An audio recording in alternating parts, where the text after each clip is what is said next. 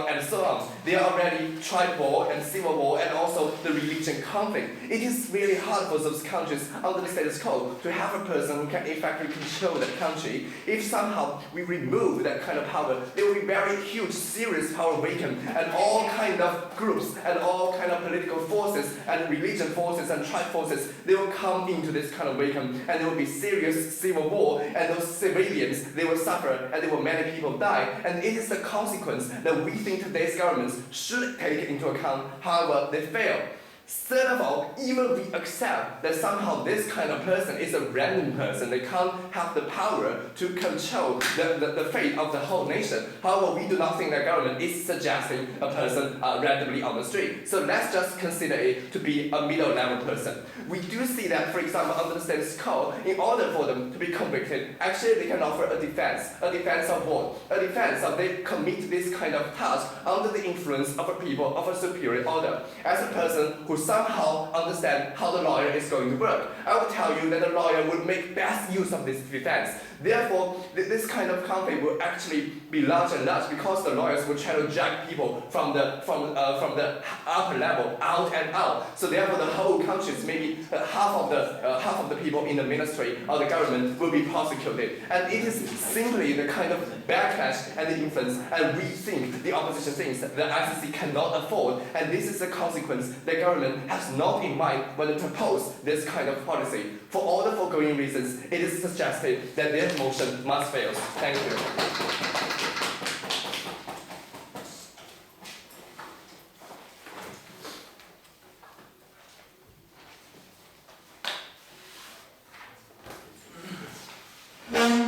Okay, now I'd like to welcome the government with and the staff case outside.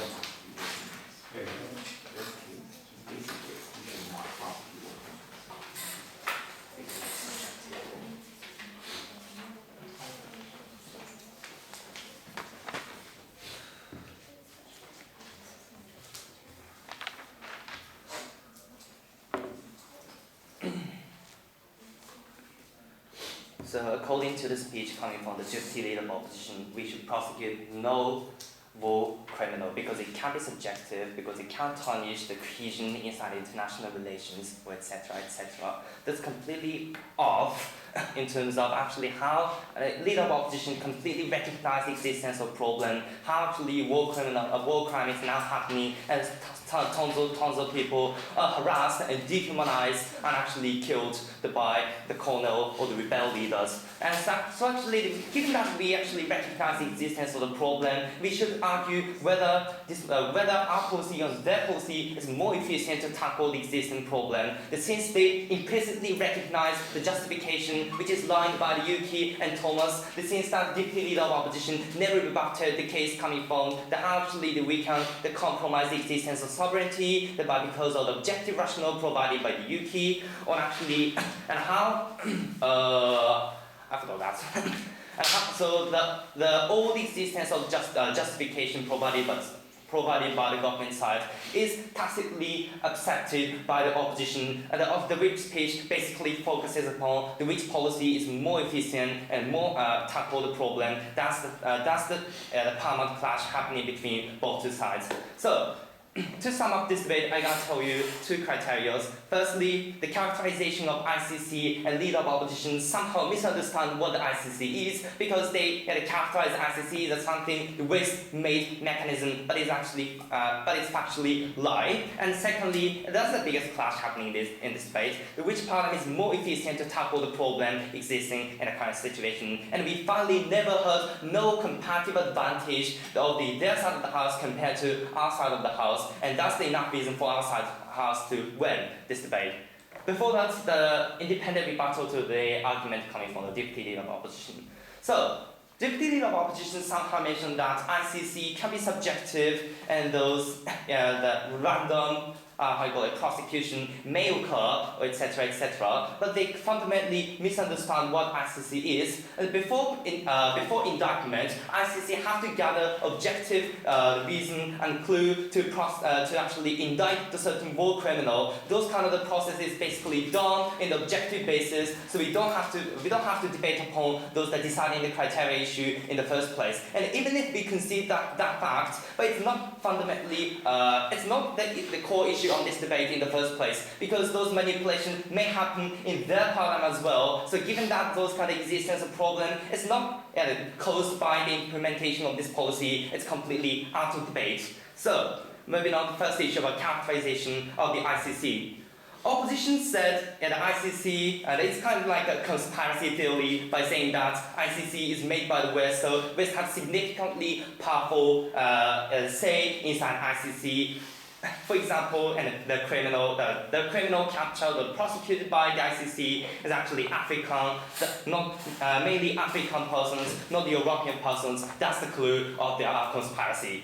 Ladies and gentlemen, firstly, we've never heard the logical relationship between the person who are prosecuted by the ICC and hidden bias existence within the ICC. If crime happening in America, in Africa, of course African persons will be prosecuted. That's an extremely simple factor. And given that less and less amount of the crime is happening in Europe, it's quite natural for the European person to be prosecuted for the crime against humanity. So given that those regions have a significantly different political and economic stability, it's quite natural, and it's the difference of the person, the convicted or not indicted by the ICC in the first place. And moreover, it's factually wrong, the argumentation is, looking at the characterization of ICC having judges from more than 10 of the countries, from Africa, Middle East, Americas, of course including Europe. No, thank you. Exactly in the case of the South Africa, the prosecution in Africa. Ridiculous, sir. No, thank you. The judges are coming from Ghana and actually say the crime committed by the colonel in South Africa was wrong, and that's the rationale to prosecute that. So as long as ICC strongly recognizes the existence of diversity and welcoming the judges not only from Europe or America, but also from the Africa, Middle East, Americas, and we recognize those significantly powerful say of the Europe or America is factually lie in the first place. So we can recognize ICC is a quite fair, objective, and independent actor that's substantiated how actually ICC should do this action because of the existence of independency, which is already substantiated by Yuki. That's the comparative superiority of the ICC over the nation state. They have so huge subjective incentive to actually hide or compromise the jurisdiction by its domestic court. That's exactly what Thomas mentioned in his POI. Osama bin Laden was there and inside Pakistani military bases with his own bodyguard. No, thank you. That's quite empirical truth as to how actually national court is subjectively run by the interest of the nation state. It severely tarnishes the fundamental nature of the justices. That's the necessity and justification why ICC should do this action. What's the justification? Yes. The terrorists you are talking about never commits the crime of genocide, war against humanity, or civil war crimes that ICC is going to prosecute. Yes. ICC never prosecutes terrorism. What? Okay, so I didn't take the argumentation. So that because of the time efficiency, so we got to the second one and asked the POI will answer your question in your web speech. So about the issue of efficacy. Ladies and gentlemen, opposition side is completely optimistic because they innocently believe just joining the framework of ICC, the criminal will be captured somehow. How?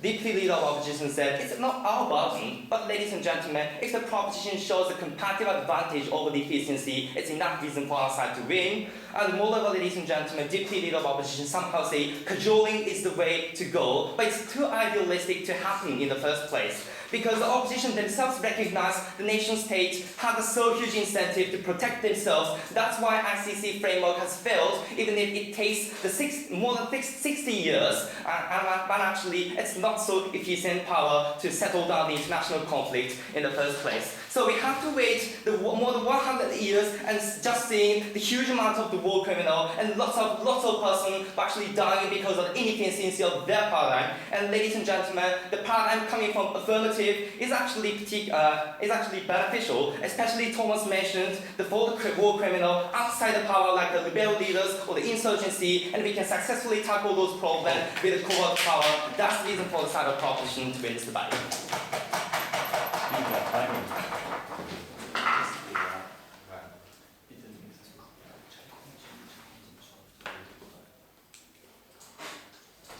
Okay, now I'd like to welcome the opposition whip.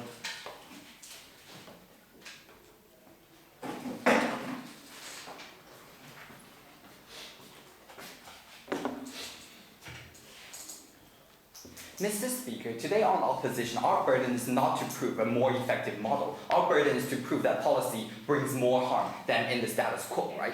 So I'm going to analyze 3 issues in today's debate and tell you why fundamentally proposition's model is not only completely imaginary in the because of the status quo, but also brings more extra harm to the society, right? I'm going to first talk about the status quo, and moving on to how the countries will react, and finally what the ICC is, right? So firstly, about the status quo. Today in the status quo, we see that the ICC is a voluntary organization that countries voluntarily choose to join in by becoming signatories of the ICC, right? So then we say that when they feel like their sovereignty are being violated, especially when those people are in control, or when there is already such a nationalist backlash in the African continent, because the ICC has so far only indicted African people, which we've said that they've never really responded to, that these countries will now have all the incentive they want to withdraw from the ICC, right? Because of this national backlash. Now, they came up and said, oh no, they need the legitimacy, right? Then again, they've never really dealt with the fact that the United States is not in the ICC, that China is not in the ICC. We see that countries have the ability to withdraw from the ICC if they feel like their sovereignty is being violated, right? Right now, the reason that African countries are joining in is because they feel like that the ICC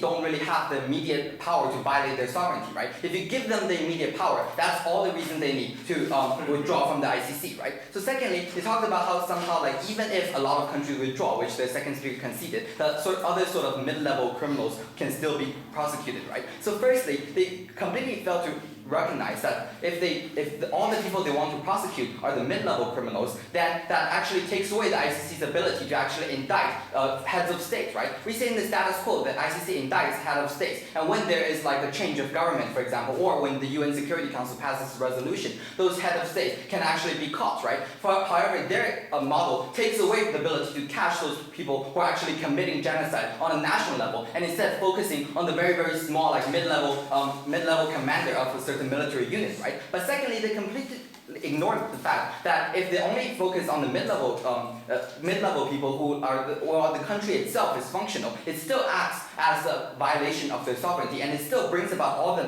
national backlashes, right? We say there are much better ways to deal with these sort of things. For example, we can have programs where France assists Ghana, for example, to take away the rebels, right? To their brutal invasion of a country's sovereignty is what's a very, very physical and memorable experience that actually brings about all the nationalistic backlashes, right? We give you the example of Pakistan, which they brought up, and tell you how much backlash there is. There is over 1 million people protesting against the United States when they simply deployed one helicopter in Pakistani airspace without prior notification, right? We say that these sort of nationalist backlash is going to be 10 times larger because they're going to deploy thousands upon thousands of people into a country which has a functional government, right? We say our policy is much more effective and doesn't bring about those sort of nationalist backlashes that forces those countries to effectively withdraw from the ICC. Yes? If there's so much backlash, under what circumstances would you ever prosecute a war criminal? No, we say that in the status quo, there are 2 ways of prosecuting war criminals, right? Number 1 is when the UN Security Council decides to intervene, right, and stop those war criminals and maybe capture them. And number 2 is when there is already a sporadic transition in the national government and they turn their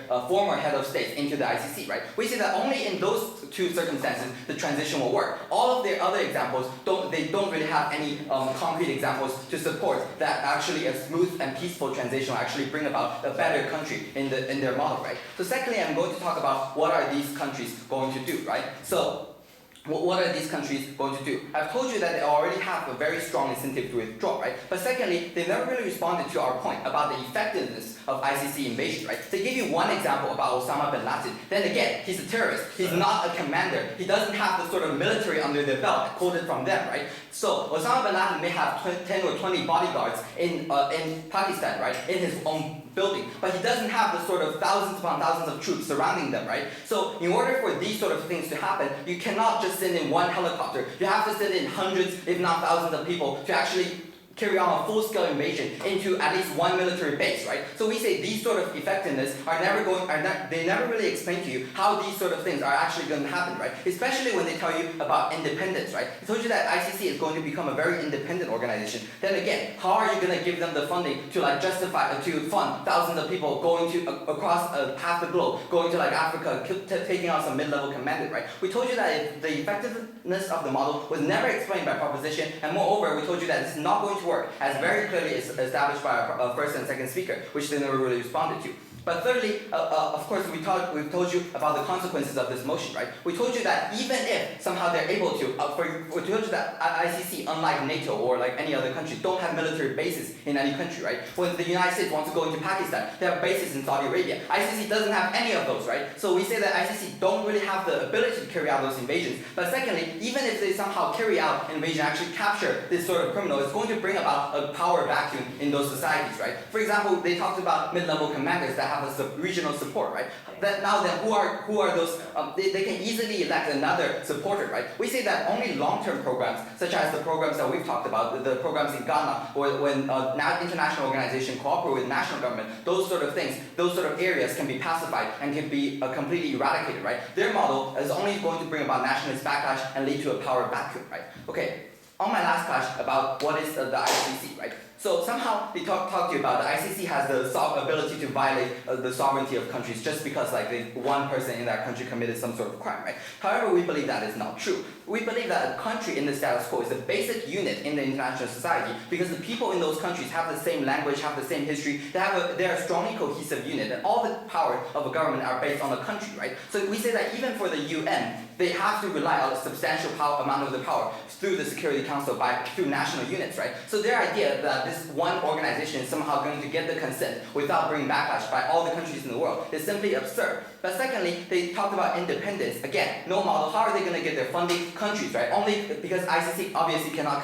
collect taxes. All of their fundings have to come from the countries, and all of the backlashes that we've talked about violation of sovereignty, about small countries unable to dictate their domestic affairs, still exist because, again, they have to get their fundings from the developed Western countries, right? Thirdly, we told you they're much more responsible actors, right? Now the third speaker came up and talked about, okay, we're going to reform the ICC. There's already the African Union. They already have a peacekeeping force. We already have those forces that deal with Africa. We don't see why the ICC is a particularly good actor in this case. We've told you that there are other actors out there. We told you the ICC is going to only bring about backlashes. We're very proud to oppose.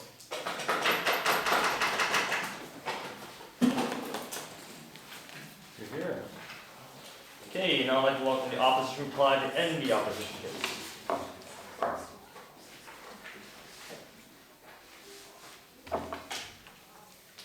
At the end of the heated debate, now is the time to decide the winner, team opposition. And as the opposition reply, I'm going to compare the unique benefit brought to the table by team opposition and the unique harm presented to you by team opposition. Let's first look at unique benefit. To this motion, throughout the entire bench, the proposition had only one thing to say. Their policy will catch more war criminals. Now let's see how we deal with that and whether that argument stands to the end of the debate. Their idea about catching more war criminals stood on two bases. One, that more war criminals will turn themselves in. Two, if they don't, we will now have the power to go catch them. Now, let's talk about turning themselves in. As a leader of opposition, I have already clarified to you that those war criminals do not have an incentive to turn themselves in. Rather, they have the incentive to further militarize themselves because they know that they will be punished if they're catched by ICC. So they're going to go as far as they can to resist being caught by ICC, which brings further harms that I will further elaborate on during the unique harm section. Two, I'm talking about the military going in, right? as a leader of opposition, I have clarified that this is not going to be a task force of dozens of people. This is going to be a task force of hundreds and thousands of people, because we're talking about the regional leaders who have militaries and who have armies and troops working for them, right? We can't just have 20 people go in and catch somebody who's protected by 3,000 people with armed guns, right? We're talking about a full-time intervention, military intervention into these countries to catch indicted criminals who are not even yet proven to be full criminals, right? We see that this reduces the legitimacy of the organization, which means that even if those people are catched, even if those people are convicted, they lose the authority to declare that this person is a criminal, that the entire humanity should stand against. All these points were brought on from team opposition that completely destroys the team opposition's one and only unique benefit, that we will catch more criminals. But let's look at the unique harms brought on by team opposition. First of all, we talked about how the ICC will have less jurisdiction. How is that so? Because one, in most of the cases, the people we're trying to prosecute are actually in power. They have a lot of political power in those regions. So they will just say, oh, I pull out of ICC, we pull out of ICC. So ICC no longer has a power to go into these regions, right? And two, even if that is not the case, the people have very nationalistic backlashes in those countries, as we have told you through various examples. That means that just the idea of military intervention can bring a lot of decrease in local support, and that will lead the politicians to pull out of this ICC, and the ICC will lose jurisdiction. This brings about three consequences. One, this means that more criminals now have more countries to run to in order to escape the jurisdiction. Two, the legitimacy of the organization falls. So whatever the organization says now loses significance and authority. And three, even the other kind of criminals cannot be caught anymore. Now let's look at, in this completely overweighs their one and only unique benefit. Now let's look at the second unique harm, which is that the big countries now have a legitimate reason to bully small countries, because the ICC is clearly controlled by the big countries in terms of both funding and political power. We've seen that the small countries will lose self-determination, and those small countries will now prioritize catering to the needs of the big Western countries rather than catering to the needs of the people whose interests might not be aligned with the big Western countries. Now to a third unique harm, which is a militarization by indicted criminals. I have already explained that those criminals will want to have more army to protect themselves, which means that whenever these kind of arrests take place, there will be a lot more armed conflict. And when there are a lot more armed conflict, there are a lot more casualty. And when there are a lot more casualty of civilians, that means a lot more backlash from the local public, a lot less legitimacy for ICC. Lastly, we talked about the power vacuum. Power vacuum is an extremely big issue, because when there are power vacuum, it means there will be more confusion, more violence in the region in the long term as well. For these very clear reasons, team opposition wins. Thank you.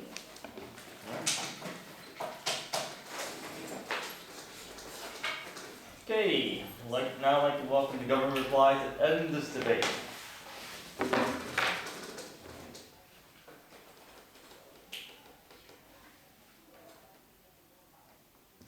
Their policy is arrest no war criminals, keep war criminals in power so there's no violence. War criminals create violence. That is why they're war criminals. If they're in power, they are actively committing violence against people in their societies. They have committed genocide. They have used child soldiers. They have used rape as a method of warfare. The violence that they want to avoid is being created by these very people in power. So their case is completely ridiculous. They don't want to arrest war criminals, and they want to maintain a status quo in which people with militaries are committing crimes against humanity to the people around them, right? That's the world that they want to live in. The world we want to live in is where these people are no longer in command of militaries. These people can no longer commit rape, can no longer use child soldiers, can no longer commit genocide, because guess what? They're behind bars. That's the world that we want to live in under our paradigm. They said that it won't be effective, right? Because you need hundreds or thousands of people. We say Osama bin Laden was in the middle of a Pakistani military base with over 50 bodyguards surrounded by soldiers and like anti-aircraft guns and radar and all this stuff. But our technology was so effective that under 20 Navy SEALs were able to extradite him in a single case and bring him to justice. If we can do it for Osama bin Laden, we can do it for absolutely anyone. Like, these people are in very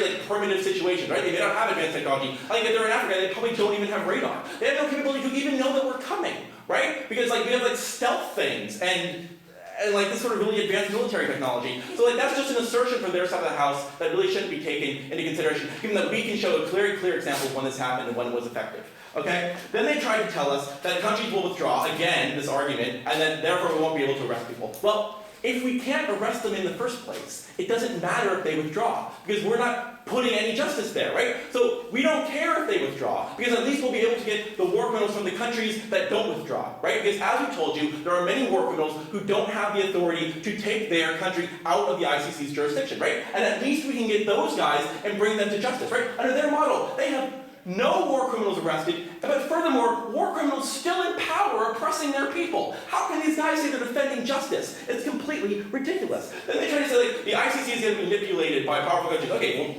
if that's their analysis, that's the status quo, right? Because the ICC has no autonomy. But at least under our model, the ICC has a greater level of autonomy than it does right now because they have individual decision-making power, and they can call on their own forces to make individual decisions about who to arrest and who not to arrest. So under our model, the ICC is fair and more autonomous than under there. Then they gave us this model of when we should arrest war criminals. One was UN intervention. Clearly, intervention creates more chaos than tactical extradition. They want full invasions of these countries. Because they're like, well, it's fine if the UN invades countries. Like that's not going to lead to chaos? Like that's not going to lead to social breakdown? Like intervention, look at Iraq and Afghanistan, 10 years of prolonged warfare. That's what they're supporting under their model. Our model takes a night and it's done. They want like interventions that are take decades and create thousands of casualties. Again, ridiculous, right? Completely ridiculous. Then they try to tell us that sovereignty, oh, we can't arrest war criminals because of sovereignty. When you commit war crimes against your own people, you no longer have the protection of national sovereignty. Because you have committed a crime not just against that state, by torturing its people, by raping its women, or by using its children as soldiers, but you committed crime against humanity as a whole. And in the interest of justice, we must arrest you and punish you for those things. That is the very principle of prosecuting crimes against humanity, and that is the very principle of the ICC. So because they do not protect the principles of the ICC, because they want to keep war criminals in power, because they can arrest nobody and achieve no outcomes, and because under our model, the ICC is actually more autonomous and has more individual decision-making power, we are very, very proud to propose that view.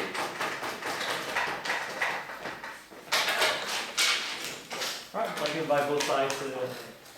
Oh, I'm sorry. It's okay. Was that Shake your hand. Was that videotape thingy on? I think so, yeah.